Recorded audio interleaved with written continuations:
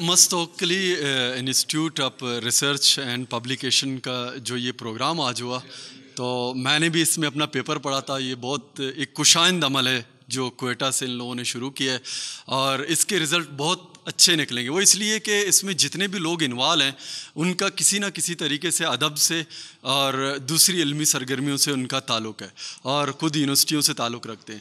تو اس طرح جو کام ایسی اکثر پروگرام ہوتے ہیں، لیکن اس پروگرام میں ایک بہت ہی ایک منفرد چیز ہے، وہ یہ کہ جتنے بھی لوگ آتے تھے مجھ سمیت، وہ تمام نے اپنے مقالے لکھے تھے اور مقالے پڑھے اپنے. بالکل 100 سالہ جو ان لوگوں نے ٹاپک رکھی ہے 100 سالہ بلوچ سیاست پر ایک مقالہ، میرے خیال سے بہت مشکل کام ہے. 100 سال پر انسائکلوپیڈیا ہی لکھی جا سکتی ہے، لیکن ٹاپک لکھا گیا، اور جن لوگوں نے اپنے مقالے لکھے ان لوگوں نے یہ کوشش کی ہے کہ ایک سرسری ایک ریوٹ ٹائپ کی اس میں ایک نظر دوڑائی جائے کہ 100 سالہ سیاست میں 100 سال کے اندر سیاست میں کیا ہوا تھا. لیکن یہ کہ بلوچستان کی جو 100 سالہ سیاست ہے اس میں بہت سارے ایلیمنٹ ہیں.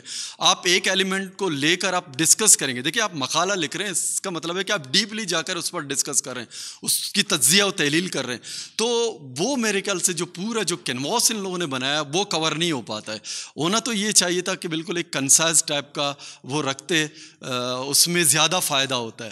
لیکن یہ کہ آگے چل کے وہ ہوگا. اور اگر میں آپ کو یہاں پر اگر ڈیفائن کروں 100 سالہ تاریخ کو، تو میرے لیے بھی یہاں پر بھی ڈیفائن کرنا آپ کے چینل کے توسط سے بہت مشکل ہوگا. تو وہ یہ کہ ایک واقعہ دوسرے واقعے کے ساتھ جڑا ہوا ہے. بلوچستان کے ساتھ جو ایگریمنٹس ہوئے ہیں، جو ڈیمارکیشنز ہوئے ہیں، اس کے بعد جو پولیٹیکل پارٹیز آئے ہیں، جو طلبہ پارٹیاں آئی ہیں، اس کے بعد جتنے بھی مثلا پاکستان کے اندر رہتے ہوئے جو آئین کے اندر 56 کا آئین آیا، 62 کا آئین آیا، 63 کا آئین آیا، 1 یونٹ کی کہانی ہے. اس میں تمام میں آپ کو بلوچ پولیٹیشینز آپ کو ملیں گے، ان کے بڑے بڑے آپ کو اتحاد ملیں گے.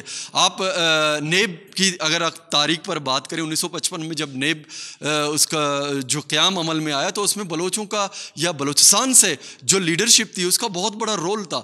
تو مطلب اس طرح اس کو لے کے ایک کنسائز کرنے کی ہم نے کوشش کی ہے، اور بہت اچھا یہ پروگرام ہو گیا. میں اس لیے یہ کہہ رہا ہوں کہ اس پر مزید پروگرام کیے جا سکتے. نہیں، دیکھیں، کوئی چیز ایک جگہ ساکت نہیں ہوتی. سیاست ہو، ادب ہو، سائنس ہو، فلسفہ ہو، گو کہ آپ کو لگ رہا ہے کہ آپ کے خواہشات کے مطابق آپ کو رزلٹ نہیں مل رہے.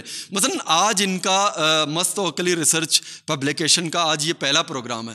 پہلے پروگرام کو آپ یہ نہیں کہیں گے کہ کچھ ہوا نہیں، وہ تو ایک قدم آگے چلیں. وہ جو رزلٹ ہوتا ہے وہ آپ کے مطابق جو رزلٹ نہیں نکلتا، خاص کر جو عام شخص کی ہماری جو خواہش ہوتی ہے کہ ہم جو چاہ رہے ہیں، ہماری جو خواہش ہے جلدی اور بالکل فلفور کوئی رزلٹ ہمارے ہاتھ میں آ جائے. لیکن اس میں یہ ہوتا ہے کہ اگر آپ کے خواہشات کے مطابق کوئی آپ کو نتیجہ نہیں ملتا، لیکن آپ کی جدوجہد یا آپ کے عمل کی وجہ سے وہ سوسائٹی آگے وہ پروگریس کرتا ہے. نہیں، بالکل آتے ہیں. دیکھیں، آتے ہیں.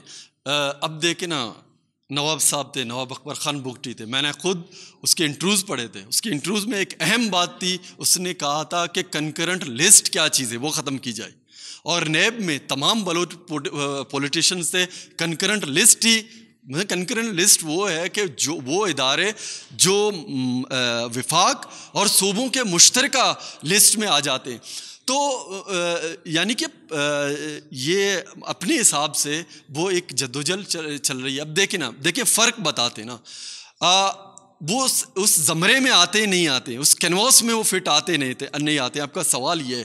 لیکن ہر کوئی اپنے ہی سلوگن کے بنیاد پر، مثلا نیشنل پارٹی کو آپ لے لیں.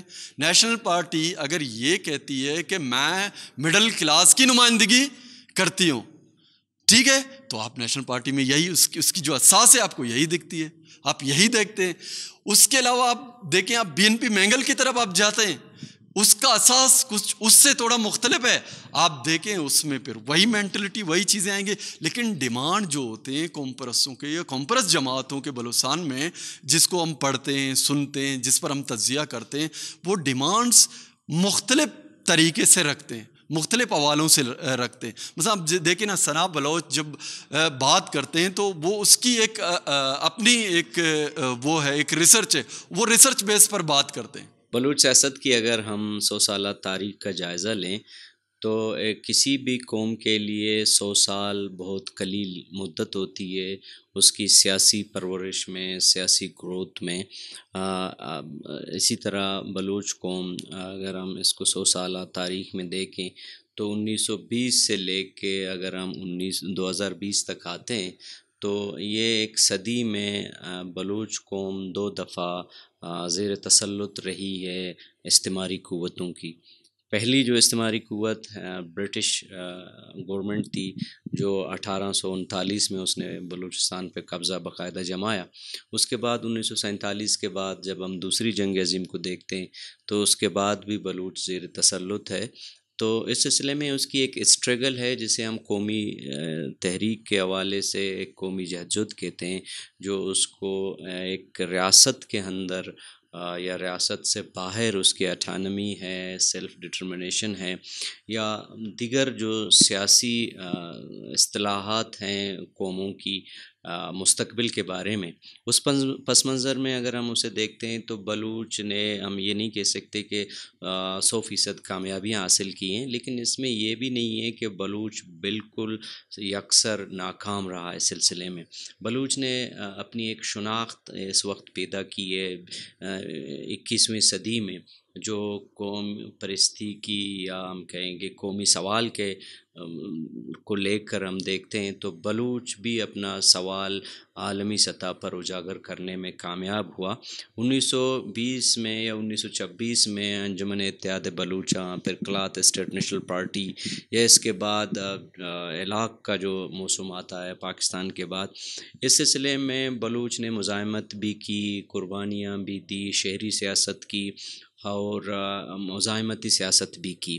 لیکن معاملات میں ہم دیکھتے ہیں افغانستان کو لے کر، ایران کو لے کر بلوچ کے پاس بہت زیادہ پیچیدگیاں ہوتی ہیں، جیسے دنیا کے دیگر ٹرانس نیشن اسٹیٹ میں ہوتا ہے۔ تو ان تینوں جو ریاستیں ہیں ان میں بھی بلوچ کی کوئی صورتحال بہتر نہیں ہے۔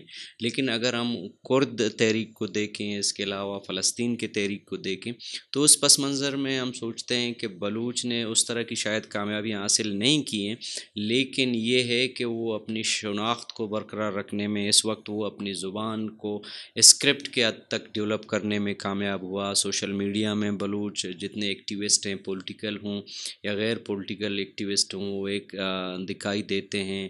اب جو مشروم یوٹیوب چینلز ہیں اس میں بھی جو باقی اقوام کے لوگ مصروف عمل ہیں، اس میں بلوچ بھی ایک حد تک خود کو ہند کر چکا ہے اپنے پیغام کو دنیا تک پہنچانے کے لیے۔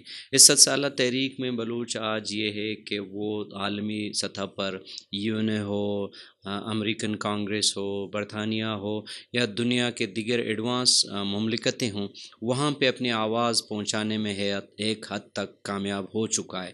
لیکن چونکہ بلوچ اپنی تحریک کے پس منظر میں خود کو وہ اسٹرنگتھ اب تک نہیں دے چکی ہے، یا وہ اس کوئی قوت حاصل کرنے میں شاید اس طرح سے کامیاب نہیں ہے، اس لیے اس حد تک جو باقی تحریکات ہیں دنیا میں ان کی پذیرائی ہے، بلوچ کی اس طرح پذیرائی شاید نہیں ہے۔ بلوچ نے کافی مستفید ہوئے ہیں اپنے معمولات اور معاملات میں۔ میں نے آپ کو کہا کہ ایک دور یہ تھا کہ بلوچ کے لیے یہ سوال پہ ڈیبیٹ ہو رہی تھی کہ بلوچ قوم ہے کہ نہیں ہے، لیکن آج وہ ونس جو قوم کے لیے ضروری ہوتا ہے کہ وہ دنیا کے تمام بلوچ ہوں، وہ ذہنی یا جغرافیائی حوالے سے ایک دوسرے سے جدا ہو کر بلوچیت کی وحدانیت پہ وہ ایک پیج پہ ہیں۔ یہ ایک بہت بڑی کامیابی ہے بلوچ قوم پرستی کی تحریک میں۔ دوسرا، اس میں ہم یہ چیزیں دیکھتے ہیں کہ اس وقت بلوچ کو عالمی سطح پر، جیسے میں نے کہا، پذیرائی حاصل نہ ہو سکی، لیکن حال میں اب جب ابھی 2020 میں ہم اسے دیکھتے ہیں تو وہ خوف اور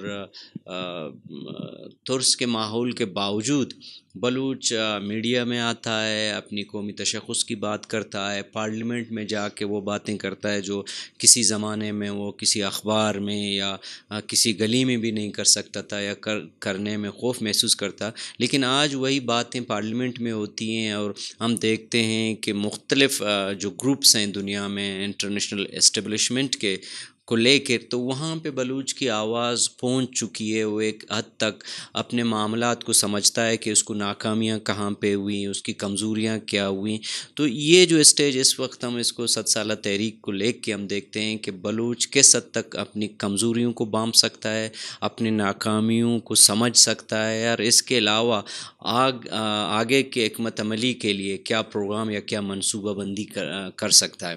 تو آج ہم دیکھتے ہیں کہ اس منصوبہ بندی میں بلوچ ایک حد تک کامیاب ہو چکا ہے، اور اس کی سب سے بڑی وجہ یہ ہے کہ اس کے نوجوان، اس کے دانشور خود کو بلوچ کا جو دائرہ ہے قومی، اس سے منسلک رکھتے ہیں. گو کہ فی الحال ایک خوف کا ماحول ہے، اس حساب سے شاید جو لوگ توقع رکھتے ہیں اس اسٹریم لائن میں نہیں آ رہے، لیکن ان کے اندر یہ احساس موجود ہے، اور یہ احساس کسی قومی تحریک یا کسی قوم کو آگے بڑھانے میں کافی ہوتی ہے، اور یہ موجود ہے. نہیں، ابھی فی الحال اس وقت تو کوئی پارلیمانی پارٹیوں میں کوئی ایسی پارٹی نہیں ہے کہ ہم اس کو باقاعدہ کہیں کہ وہ بلوچ قوم کے احساسات یا اس کی تشخص کے لیے جس طرح کی ضروریات ہیں قومی، ان کو پورا کر سکے. لیکن ظاہر ہے کہ گروپ سے قومیں بنتی ہیں، اور پھر طبقوں سے، یا پھر اس کے علاوہ جو پریشر گروپ ہوتے ہیں، چھوٹے چھوٹے اسٹوڈنٹ تنظیمیں ہوں، ادبی تنظیمیں ہوں، سیاسی تنظیمیں ہوں،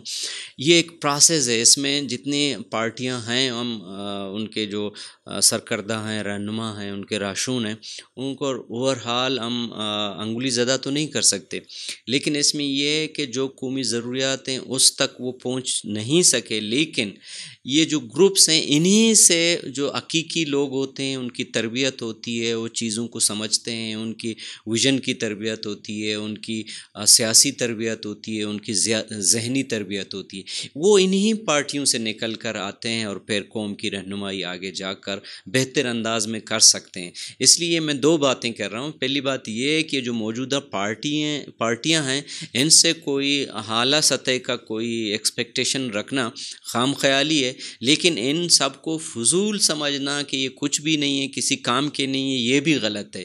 یہ انہی میں سے پھر لوگ نکلیں گے، قوم کی رہنمائی کریں گے، اپنے ویژن کی بنیاد پر، اپنی قربانیوں کی بنیاد پہ ایک راستے کا تعین کریں گے، اور اسی راستے پہ آگے چل کر قومیں ترقی کرتی ہیں اور اپنے منزل کا تعین کرتی ہیں.